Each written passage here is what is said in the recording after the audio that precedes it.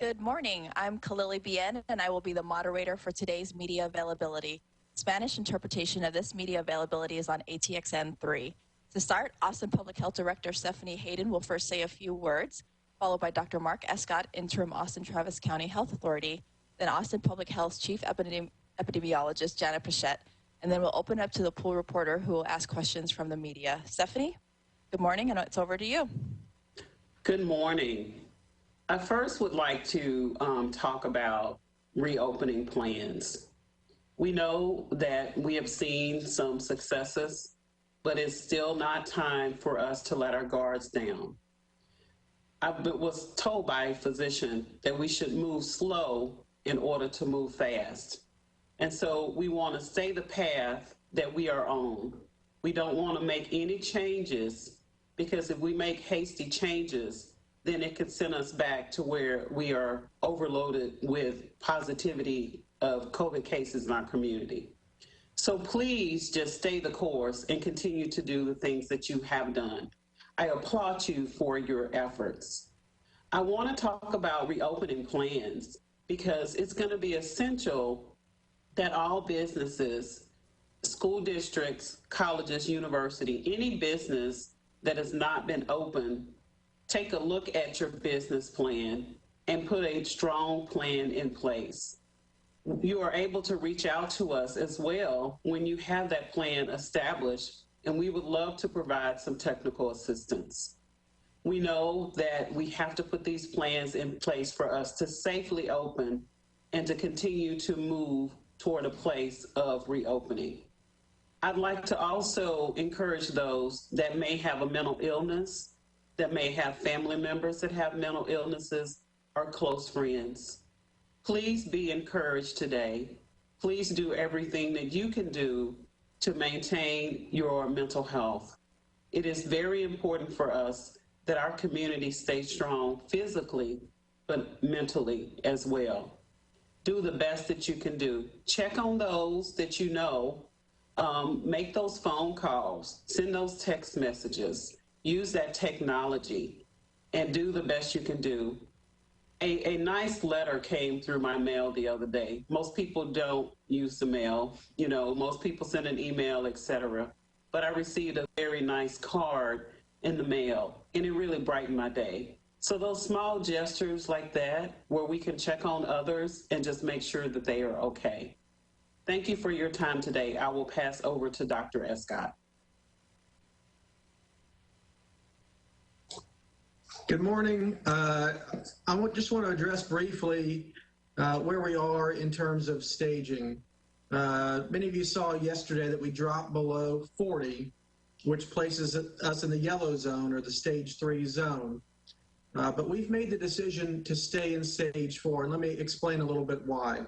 So the staging that we've created is designed to ensure that we do not exceed hospital capacity. And right now, our ICUs are still full. There's not extra room in the ICUs. The ICUs are still under their surge plan. We're still having to limit elective surgeries so people with serious medical conditions that need surgeries that are not immediately life-threatening can't get those right now. So until we're in a better place in terms of ICU capacity and in terms of our personnel in the hospitals, we're going to need to stay at stage 4. This also helps to put us in a better place as we approach the month of September and school reopening. We need to be in as safe a place as possible. We need to decrease transmission of disease as much as possible so that reopening schools come September 8th has a decreased risk so that we can get our schools open and keep them open. We've got a lot of work to do, and I'm proud of Austin and Travis County and Central Texas, who've been very effective at getting a lid back on this and flattening the curve. We are in a downward direction. We continue in a downward direction, and we need that to continue into the stage 2 of risk. And with that, I will turn it over to Janet Pichette for some comments.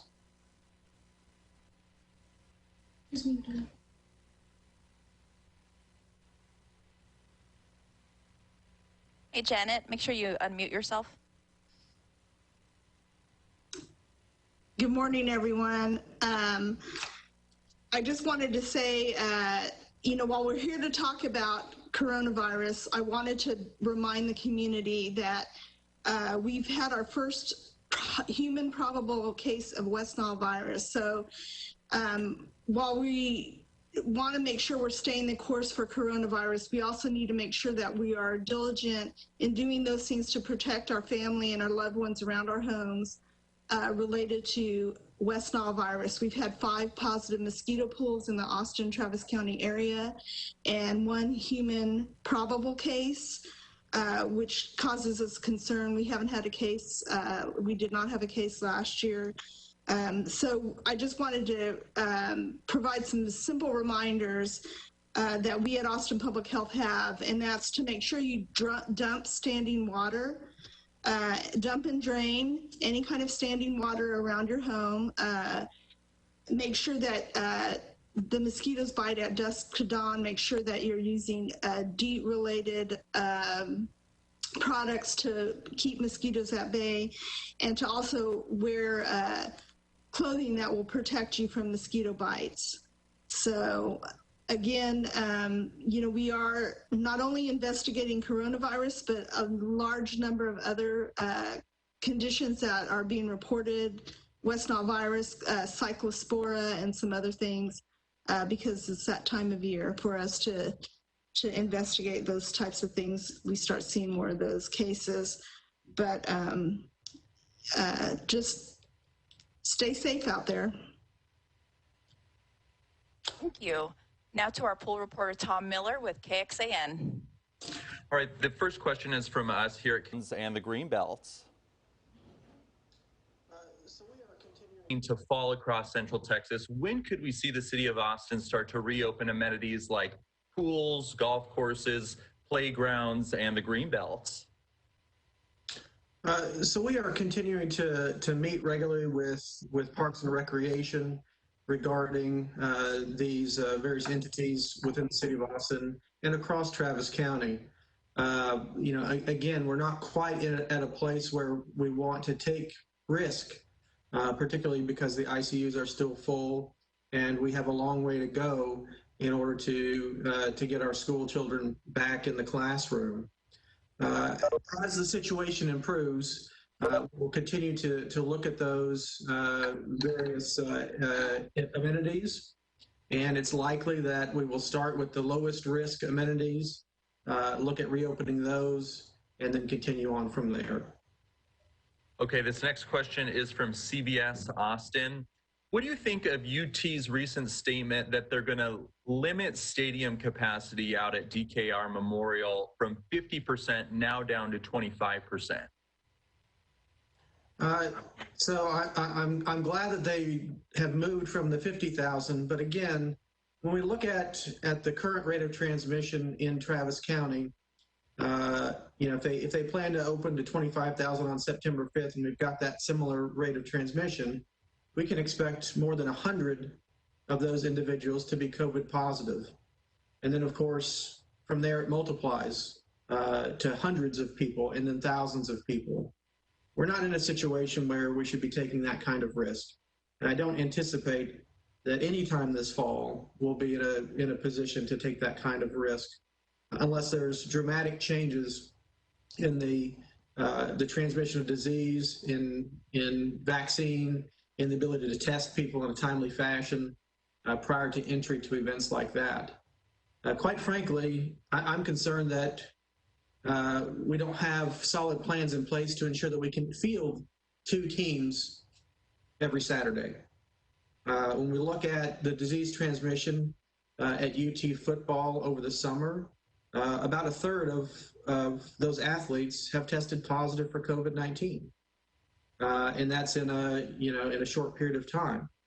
The same thing is going to be true for transmission going forward into the fall. It's going to be true for opposing teams. It's going to be true for managers and trainers and coaching staff. And it's going to be a big challenge for us. And it's not just the the activities which are the practices and the games where disease transmission is possible. It's the associated activities, because we know athletes aren't just going to see each other on the field. They're going to see each other at meals, recreation, and the rest of their normal daily routine. So it's going to be a challenge. I think right now, football teams at college levels, even at other levels, need to focus on, is it practical to even have games without crowds? And if we can sort that out, then maybe we then could consider having some people in the stadium. All right, this next question is from KView. As far as school reopenings go, the state says schools can't stay closed past the 8-week transition without jeopardizing funding. Will APH/the city still be giving schools recommendations regarding when to open their buildings? Will the school order change? So we issued the initial orders. I initially issued the orders because we gathered our stakeholders. We met with our superintendents, and they asked that I do that because the schools are not ready. They have a lot of work to do. They've got to get teachers back on campus and comfortable with the risk mitigation strategies that they're working on. We've got to sort out if a substantial portion of those students are going to be virtual, how those teachers are going to be able to provide classes virtually. This is not something they normally do. And, there's quite a bit of heavy lifting that school districts have to do to make the fall semester work. Quite frankly, I don't believe the TEA commissioner is best suited to determine what's in the best interest of the public health. I think that needs to be up to local officials working with our stakeholders. I think the decision to withhold funding is contrary to what the National Academies of Sciences have recommended, and many, many others, which says that states should not do that because it pressures schools to push students into the classroom where it may not be safe. So I think the commissioner needs to rethink that. I think we have to continue to work together as local and state government to find a solution for this very challenging problem of getting students back in the classroom. All right, next question is from Univision. A special task force was created to help Latinos in the fight against COVID-19. Hispanics continue to be the most affected. Has any progress been made by this group? There has been some progress in that area. When the survey went out and staff reviewed that survey, 23 of those items were completed of the strategies and are ongoing strategies. What we really think will be helpful is as we continue to have meetings with various stakeholders and work to pull more groups together and hear more from other individuals, it's going to be important for us to get the feedback on the work that has been done and how we can make some additional improvements. All right, this next question is from the Austin Chronicle. When UT Austin reopens for the fall semester, will UT students be able to access isolation spaces through Austin Public Health if they can't self-isolate or quarantine safely in their residence? And if so, where are the facilities and how many students will they be able to accommodate? The isolation facility is open to the public. We've met with the University of Texas, and they have included the isolation facility in their plans for students that can't safely isolate that live off campus. They have put together some additional plans for the individuals that live on campus. And so our plan is to be able to work with them, but not just the University of Texas. We are working with other universities here in Austin and Travis County to ensure that we have that available for them as well. I'm just going to add on to that. I had a great meeting with Director Hayden and St. Edward's University yesterday, who's really put together a fantastic reopening plan. They've considered all the challenges and concerns regarding reopening, both for the faculty, staff, as well as the students. And I've just been very impressed with the work their team has done. I think there's a lot of lessons that other campuses can learn from places like St. Edward's, who've been just very thoughtful about their approach to ensure that when people return to campus, they can do so safely.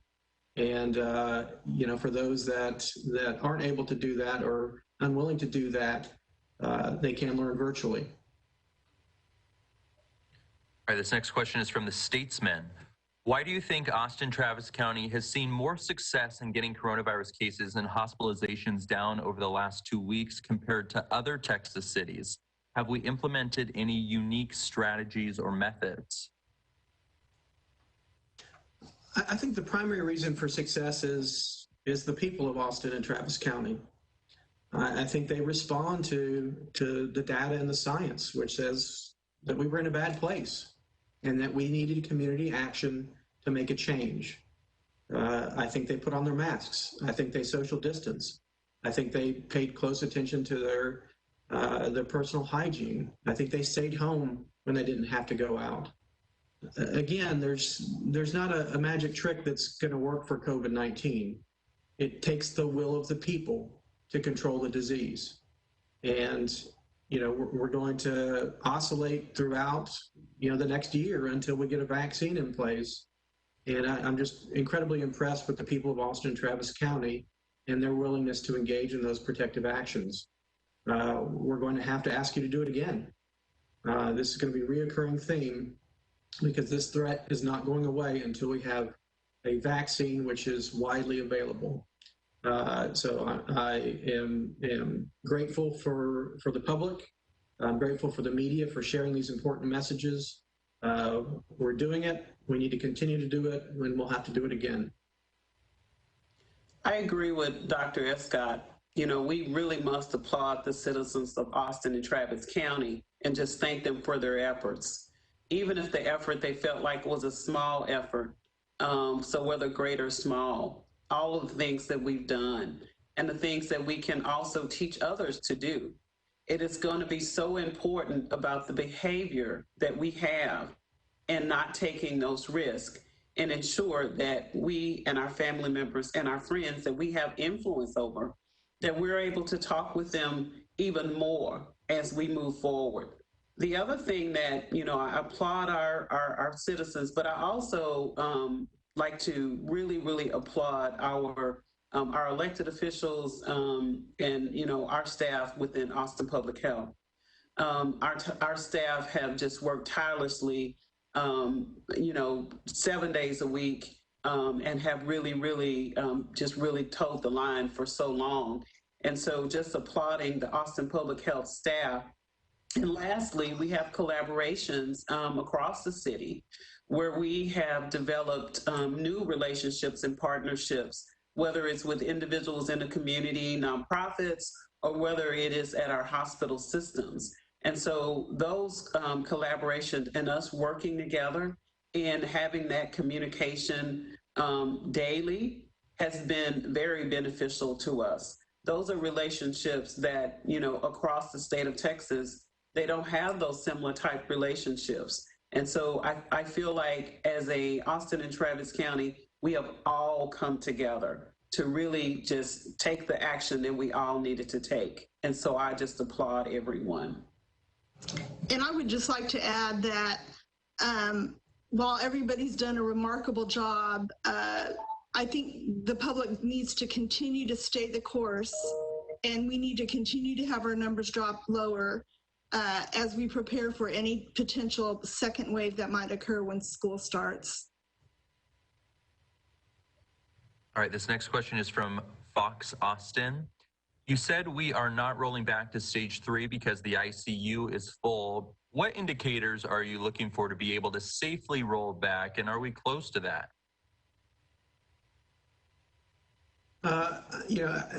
Again, we have regular communications with our healthcare executives. I think certainly we need to be out of surge condition in the ICUs, and we need to have some buffer. We need to be able to have folks be able to have elective surgeries again, and we need our rate of positivity to drop further. We want to certainly see it below 8%. We'd like to see it below 5%. Right now, when we look at other states who have state measures or thresholds or goals for active cases, those goals, like the state of California, are 25 active cases per 100,000. Yesterday, we were at 186 per 100,000. So we've got a long way to go before we're going to be more comfortable. I'm hopeful that we'll continue this course in the next couple of weeks. We'll be in a different situation. All right, this next question is from Community Impact News. Although new hospitalizations and cases have been down over the past week compared to earlier in the month, the pandemic is still present. What future actions, if any, do you see local health officials taking to assure the downward trend continues? I think the actions that you've seen are actions that we would repeat because they've worked. Again, we are extremely limited by preemptions from the state on what we can order, but we're not limited on what we can influence.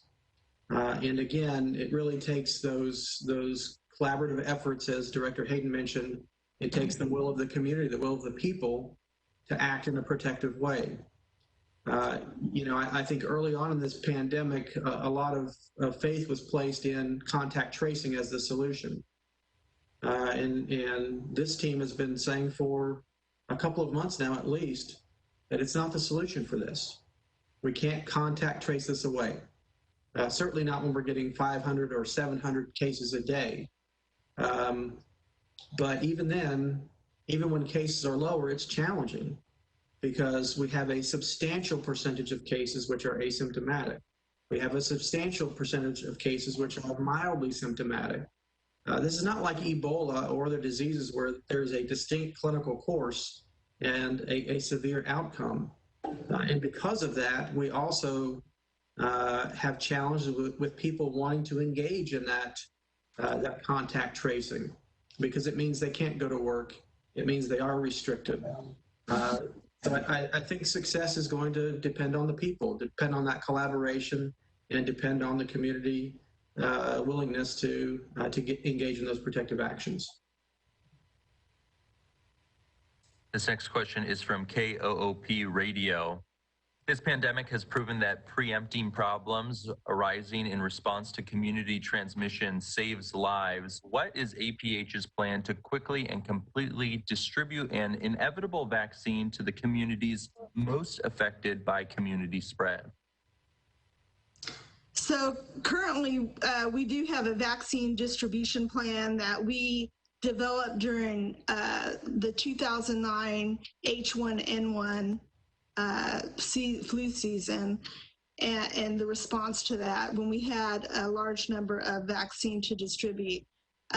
If you remember back then, that was a time when commercial pharmacies did not actually provide vaccine, but now they do provide vaccine to the community. So we hope that we'll be making sure that we engage in a number of providers of vaccine to make sure we have a system in place so that they can receive, store, and distribute vaccine to the community. We also have plans for a drive-through. It's kind of like our point of testing site. However, it would be a drive-through vaccination clinic, which we've tested throughout various flu seasons, and that is an approach to quickly deliver vaccine to the community. People literally drive their car through, they stick their arm out, they get vaccinated, and they drive off. As well as, making sure that our providers and other, we'll be holding, I'm sure, some clinical practices or clinics as well to distribute that medication. Although the challenge with mass clinics is bringing people into a central location and having them exposed in that setting. So that's what makes the drive-through model, a good model for vaccine delivery. I think the other thing that is really going to be important is that we know that everyone doesn't have access to transportation. So we have to be very really strategic in providing services in communities that have tested positive for COVID-19, but also have health disparities. So our plan would be very flexible as we work to be able to do things as safely as we can, but ensure that we are meeting people where they are. That is going to be very important. And we will collaborate with our other partners as well. We have several partners that we work with throughout the community, just when we're doing just regular vaccines in the Vaccines for Children program. And so we are really excited about that opportunity, and will ensure that we get it to the individuals that need it the most. Okay, this next question is from KUT. Are you seeing disproportionate hospitalization rates among Latinos? Yes, we have noticed those disproportionate rates between Latinos early on. Early on, we worked very closely with the hospital systems in order to receive that data and make sure that data was posted on our website. Early on, we established a social services branch and established a priority population group.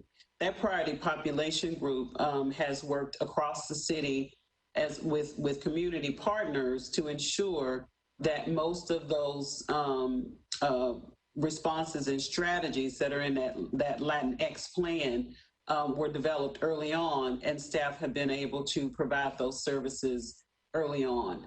We continue to work in that space because ultimately our goal is to get the education out there, provide the supportive services, ensure that we can bring those numbers down by working collaboratively across our community. I want to also add that it's not just our Latinx community that's overrepresented in terms of hospitalizations. It's our African American community as well.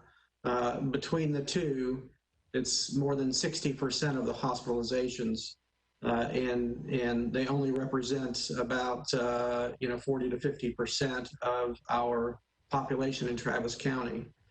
So again, we've got ongoing evidence that this disease is disproportionately impacting our communities of color, and this is why we all must come together to ensure that we are providing protections for these communities, and at the same time addressing the underlying disparities that have plagued these two communities in a systematic way for decades. And we've got a lot of work to do. Okay, circle back to the second round of questioning. So this question is from KXAM, and it is sort of follow up on what you were just saying. Where has the most progress been made, and in which communities are you seeing that progress? I would say that, we are really seeing progress really across the community. Our efforts have been, more mass media initially, but as we continue to look at the data, we have deployed more targeted interventions.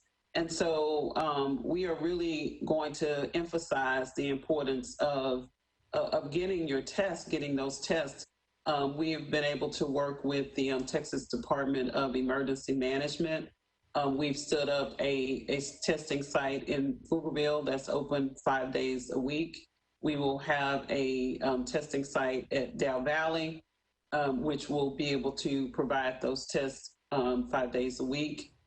And we've also, starting this Saturday, we have 3 testing locations that will be open on Saturday, one in Rumberg at Walnut Creek, one at Givens Park, and then the other one at Dove Springs Library. And so it's going to be important for individuals that have been exposed to an individual or has symptoms to go ahead. Those are walk-in clinics.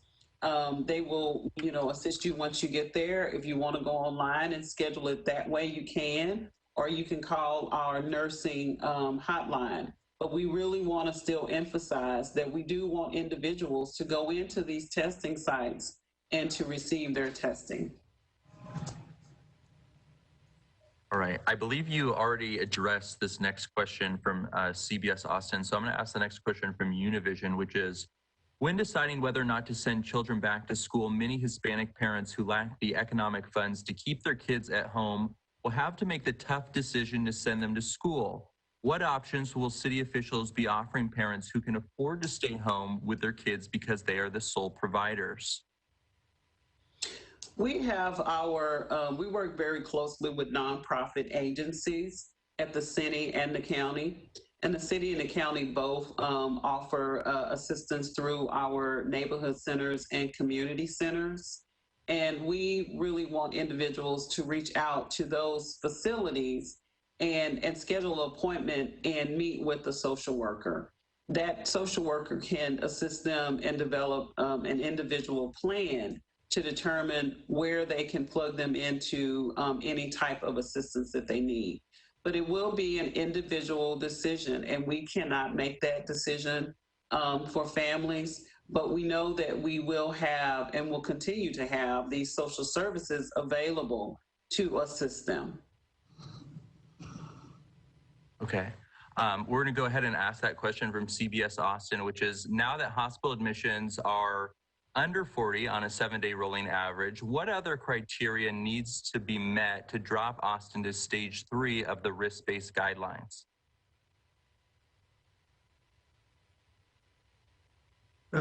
Again, the part of the decision is based upon the ICU admissions, and once the hospitals are out of a surge situation, we're also looking at the other supporting indicators, which include the percent positive, as well as the number per 100,000 of positive cases or active cases in the community.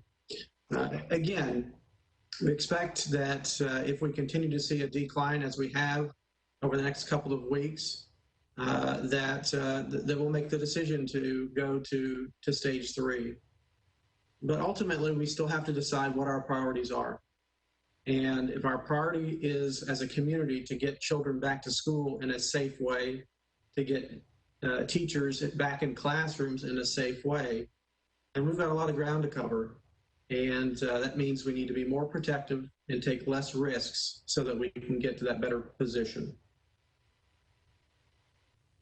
This next question is from KView. Is there any update on the delays people are seeing in test results? At this point, what is the average amount of days for turnaround time?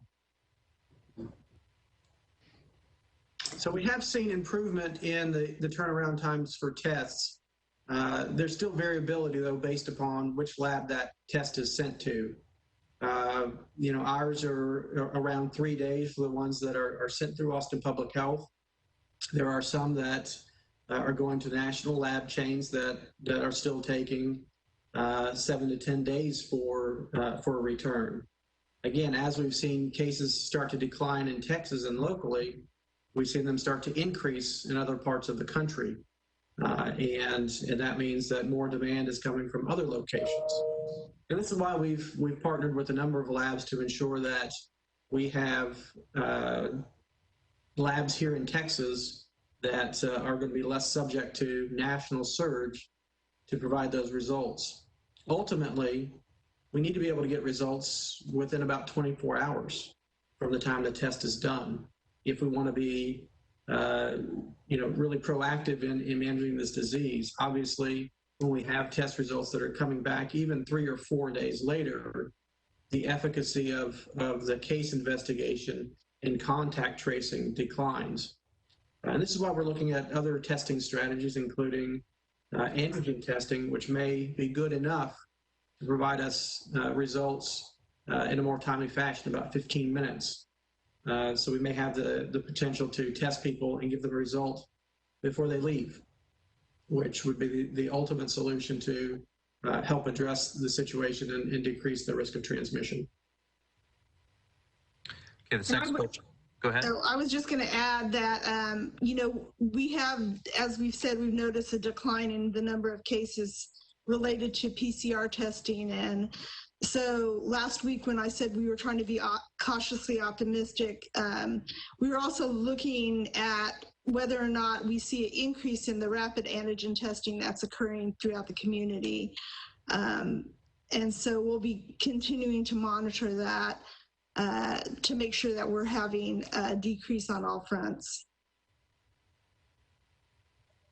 All right, the next question is from the Austin Chronicle. What are Austin Public Health strategies for contact tracing as it works with UT Austin to conduct contact tracing for UT community members who test positive for COVID-19? So currently we have an interlocal agreement with UT Austin, and they have a group at their university that will follow up on all UT related cases. So they you know, they not only do the contact tracing, do the initial case investigation, identification of those contacts, and then they follow up on those contacts, and then that information is then reported to us.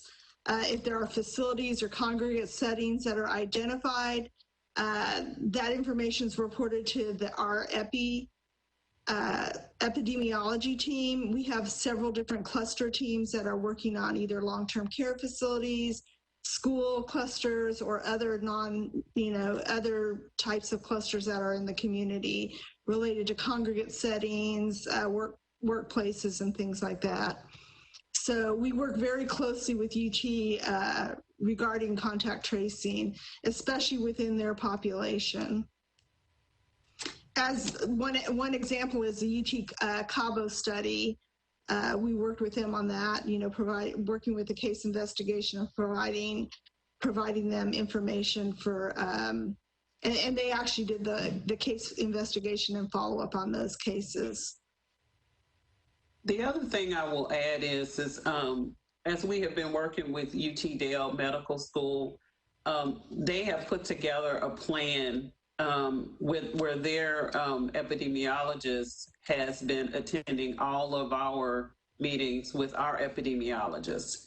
And so when we have our contact tracing meetings, as well as our daily meetings, she is a part of those meetings.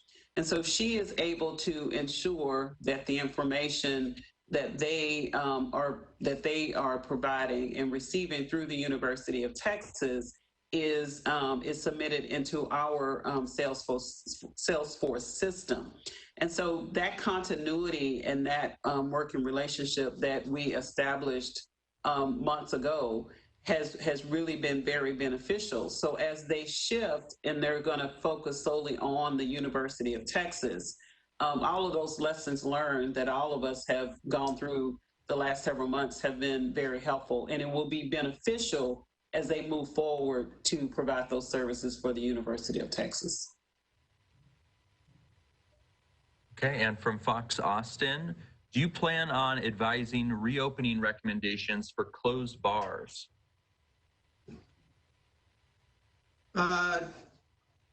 You know, let me just say that bars are probably the riskiest place in terms of risk of transmission of disease. I don't think there's any practical way to mitigate the risk of face-to-face spread in a bar. You can't wear masks in a bar and be drinking. You can't social distance effectively in a bar because that's not the nature of a bar. You know, I think that the bar industry has a lot of work to do to devise a plan where they could reopen safely, which means restructuring how they do business. I simply do not believe that we're in a place now or any time in the near future that we would want to recommend bars reopening. All right, and our last question is from KOOP Radio. Considering the COVID outbreak at USC, what is the city doing to prepare for returning UT students, faculty, staff, and football fans? We are working closely with, as I stated earlier, with UT Dale Med, which is going to be providing assistance to UT But it is important for us as they are looking at what are their reopening plans, that they're able to talk with us about those reopening plans and share any concerns or questions that they may have in regards to the orders that we have, as well as what is the best way to safely to mitigate the spread of disease. We, in our conversations, we're very candid. We know that we are not going to say that when places start to open, we're not going to see cases. We're going to see positive cases.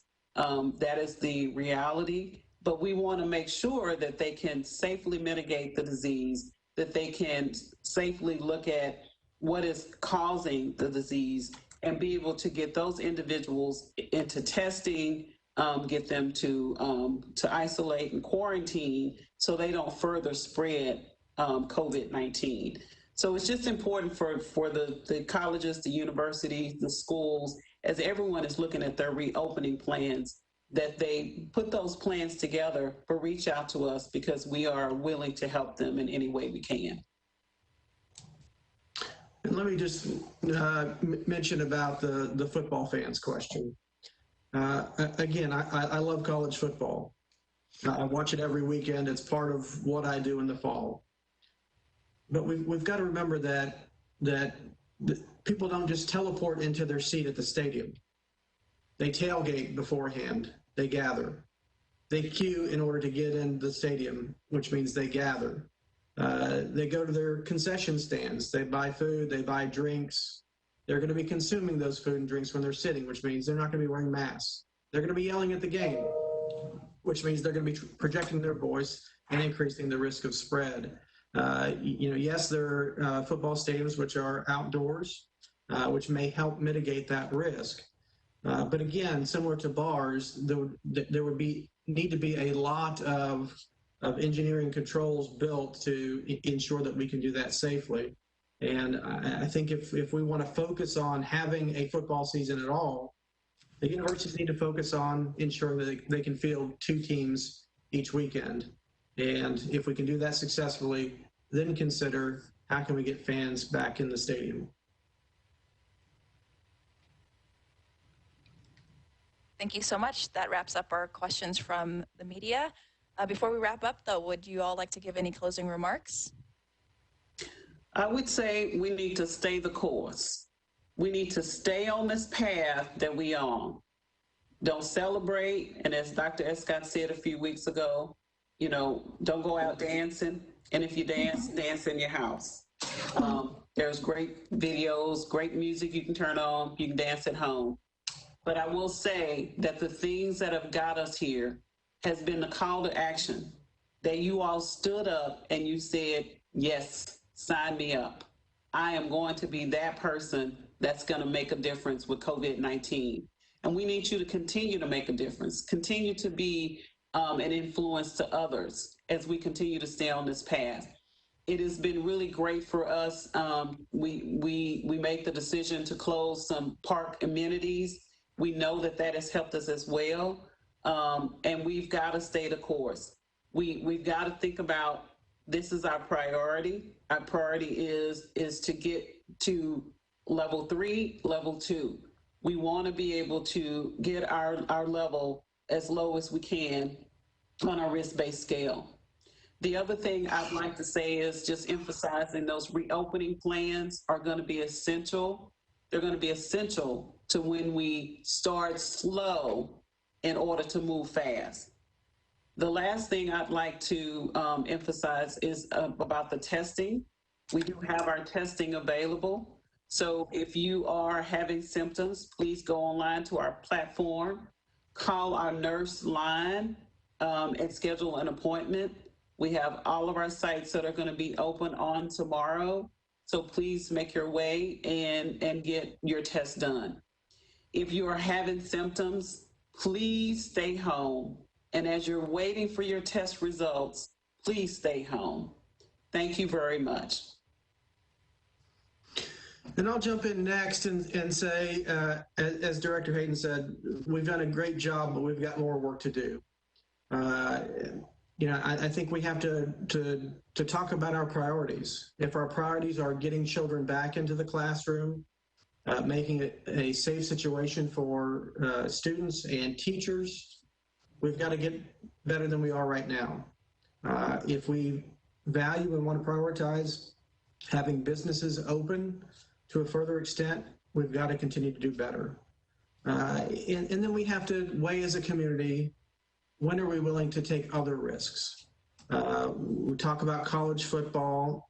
Similar discussions need to be had regarding other UIL activities, football, band, other sporting events. And, again, if we want to prioritize making sure that kids get educated, we need to focus on those things. And once we can do that safely, then we can think about the extracurricular items. Again, Austin, you've done a great job. You've been an example for other cities across the state, and let's show them how much better we can do. And I would just say we need to continue to fight the fight. We're doing a great job in flattening the curve. I'd like to see it get even lower than it is right now. I do want to remind the public that there are other conditions out there that pose a threat to their families, and that includes West Nile virus, to make sure you do those prevention activities to reduce mosquito bites and a resurgence of that particular disease. But with respect to COVID, make sure you're masking up and continuing to fight the fight. That concludes our media availability for today. Thank you to APH Director Stephanie Hayden, Dr. Mark Escott, Epidemiologist Janet Pichette, and the poll reporter for joining us today. Thank you. Have a good morning.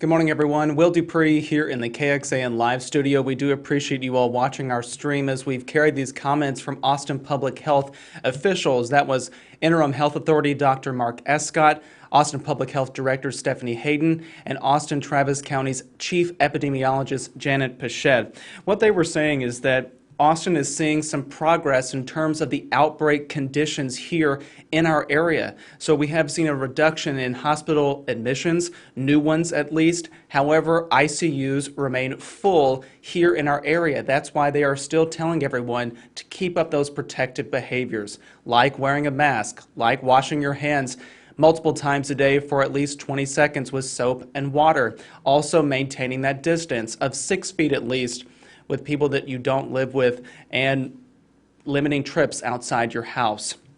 So they're keeping on pushing that, and even though we have seen that reduction in new hospital admissions here in Austin Travis County, they are not taking down the risk level on that chart that we've seen here across the community, and that is because they're trying to prepare for the start of the school year. And many of the districts have delayed allowing students to return to campus.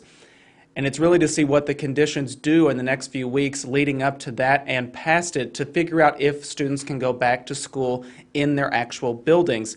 And this is why they're still encouraging people to keep up that protective behavior like we just discussed a few moments ago. Importantly, University of Texas at Austin had floated the notion of holding potentially 25% capacity at the football stadium here just down the street from KXAN. And Dr. Mark Escott has really thrown some cold water on that, saying that that is even not a great idea at this time because of the close contact, even of people going into the stadium with a much more reduced capacity within it. He also says that there is risk for players going on the field, for staff members, for coaches, and all of the ancillary effects there because of the close contact, and he is really saying that he is advising against that at this time, so we'll keep tracking that for sure. I'm looking back at my notes to make sure we touch on everything they discussed. If you want to go back and watch this video, it will be available on Facebook, on the KXAN News Facebook page. You can go and watch that from the beginning. We also will post it on our website, kxan.com, and the KXAN News app if you've downloaded that. So I'll direct you there too. Thanks so much again for watching, everybody. We'll see you back here another time with updates. I'm Will Dupree in the KXAN Live Studio. Please stay safe and healthy, and if at all possible, still at home.